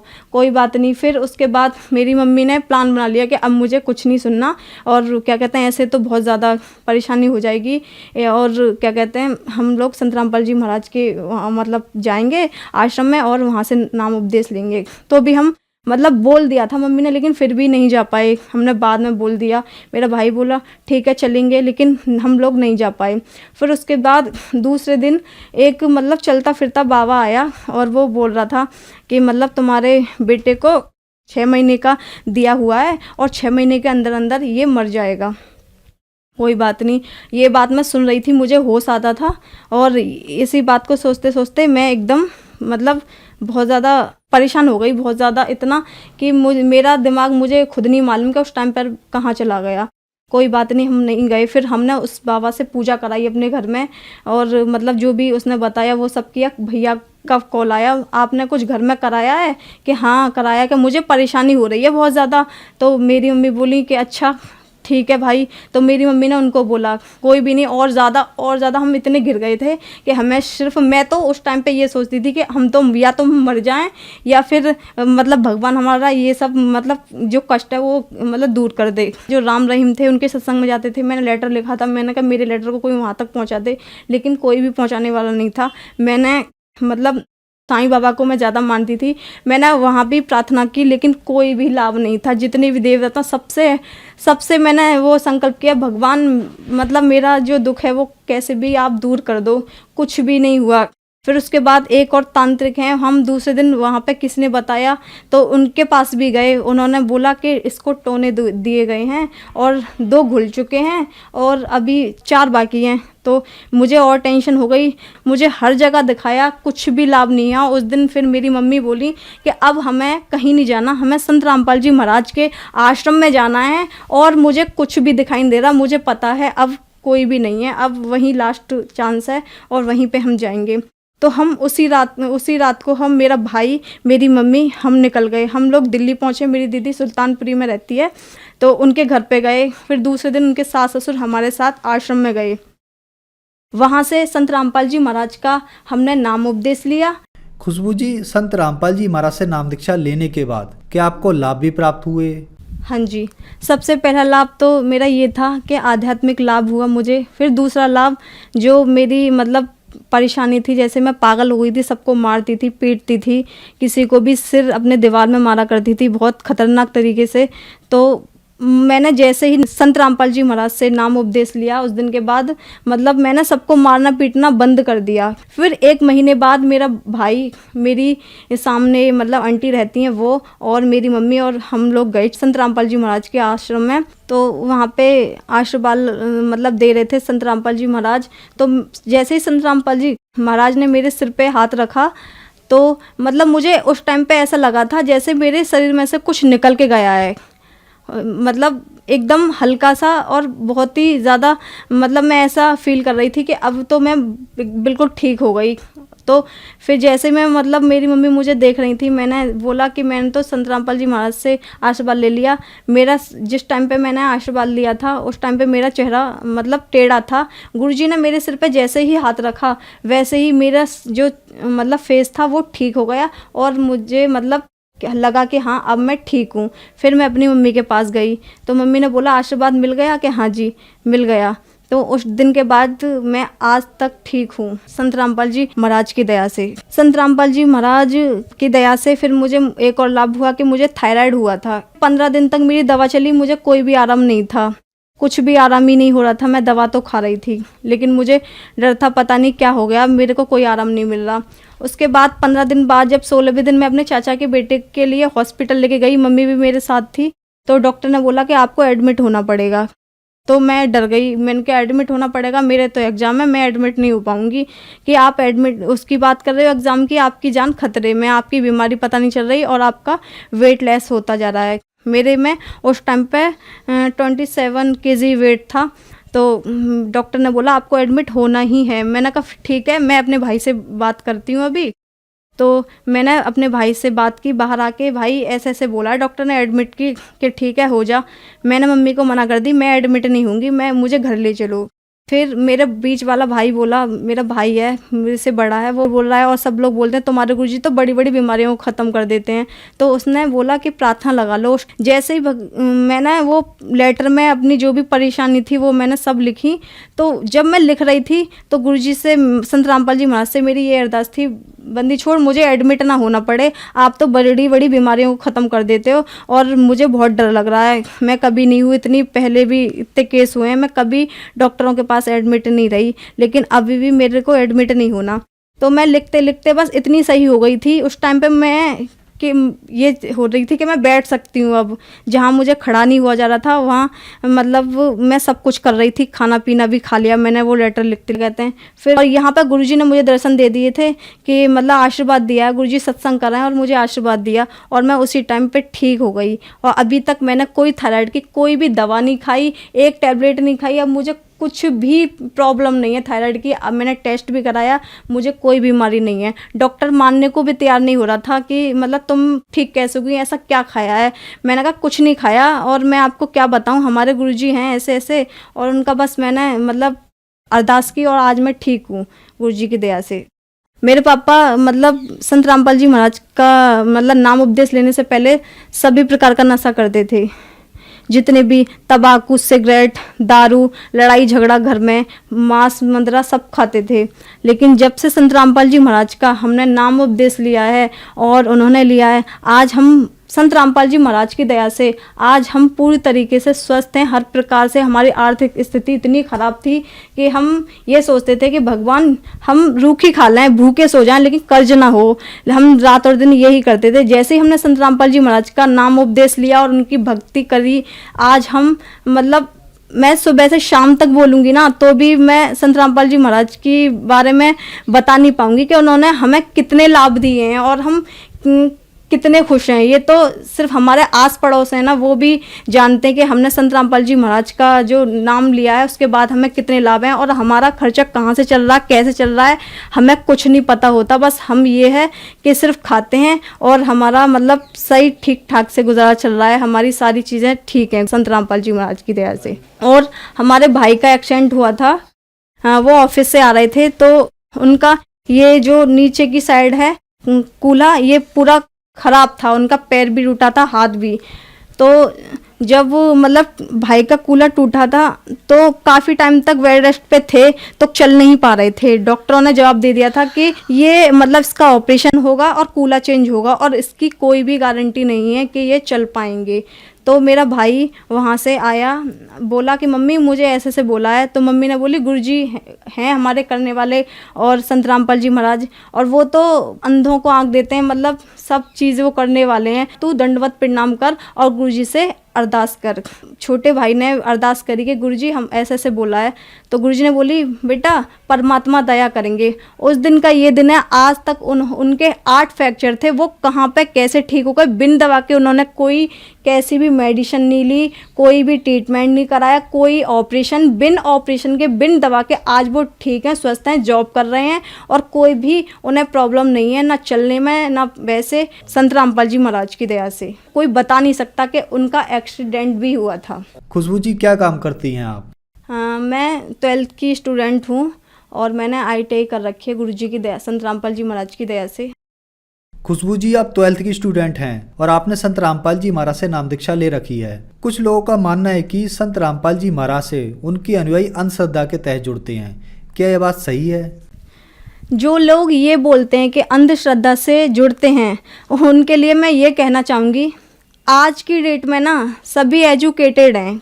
तो संत रामपाल जी महाराज जो ज्ञान बताते हैं वो सभी वेदों के अकॉर्डिंग है, उसमें मतलब कोई भी अंधश्रद्धा नहीं है। अंधश्रद्धा ज्ञान तो वह होता है जो वेदों के अलावा कोई ज्ञान देता हो, जैसे अन्य गुरु देते हैं जहाँ कोई प्रमाण नहीं होता। जबकि संत रामपाल जी महाराज तो पूरा प्रमाण सहित बताते हैं कि हमारा पूर्ण परमात्मा मतलब सहशरीर है, ठीक है। और बाकी अन्य गुरु किसी ने भी आज तक यह नहीं बताया कि परमात्मा साकार है। जो श्रद्धालु आज आपको टीवी पर देख रहे हैं, आप उन्हें क्या संदेश देना चाहेंगी? मैं संदेश तो नहीं दे सकती, लेकिन उनसे हाथ जोड़ के प्रार्थना ज़रूर है कि संत रामपाल जी महाराज पे मतलब बोलने से पहले कि वो सभी गुरुओं की बुराइयां करते हैं या फिर भक्ति छुड़वाते हैं, एक बार, केवल एक बार मेरे भाई बहन जितने भी हैं ना, वो सिर्फ एक संत रामपाल जी महाराज का एक बार सत्संग तो सुने, देखें तो सही, समझे तो सही, जो संत रामपाल जी महाराज जो ज्ञान बता रहे हैं वो कैसा है, किस आधार पर है, ठीक है, सही है या गलत है, उसके बाद ही बोलें। उससे पहले ये ना बोलें कि संत रामपाल जी महाराज का ज्ञान जो है बेकार है या फिर ऐसा है या प्रमाणित नहीं है।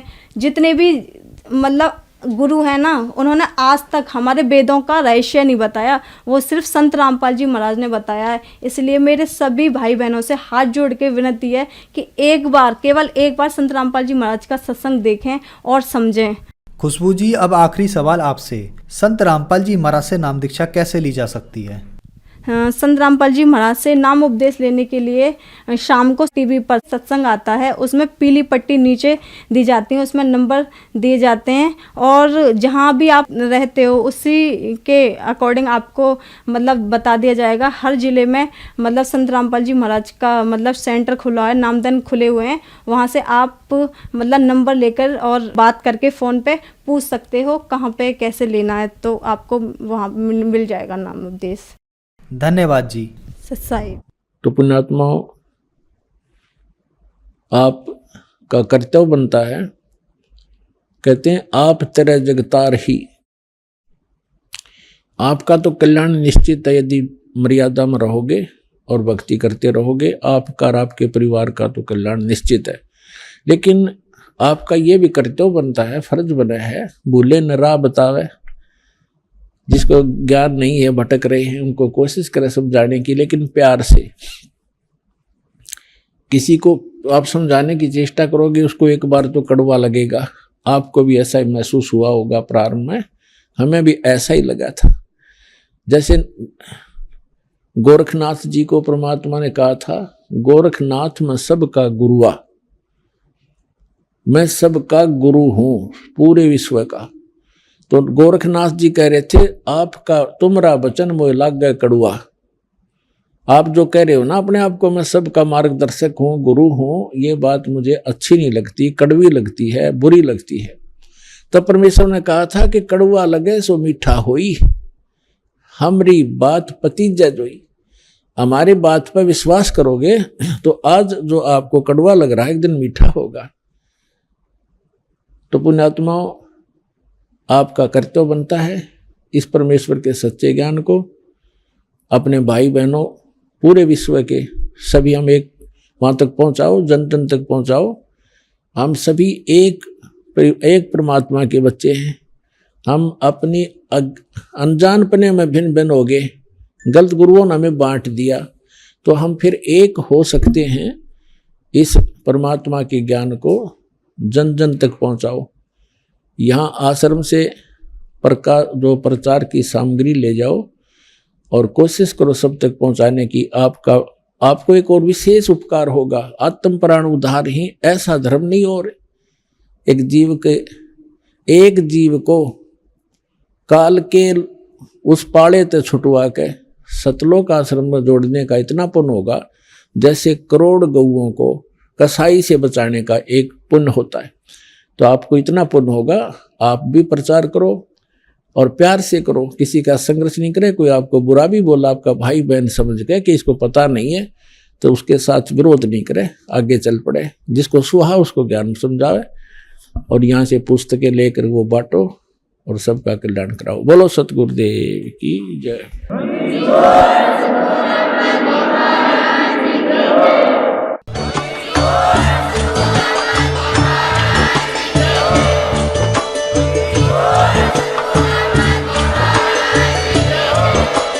आप सुन रहे थे जगत गुरु तत्वदर्शी संत रामपाल जी महाराज जी के मंगल प्रवचन। अधिक जानकारी के लिए विजिट कीजिए हमारी वेबसाइट www.jagatgururampalji.org। संत रामपाल जी महाराज जी के शुभ आशीर्वाद से पूरे विश्व भर में 500 से भी ज्यादा नाम दीक्षा केंद्र हैं, जिन पर संत रामपाल जी महाराज जी द्वारा ऑनलाइन निशुल्क नाम दीक्षा दी जा रही है। अपने नजदीकी नाम दीक्षा केंद्र का पता करने के लिए संपर्क करें 8222880541।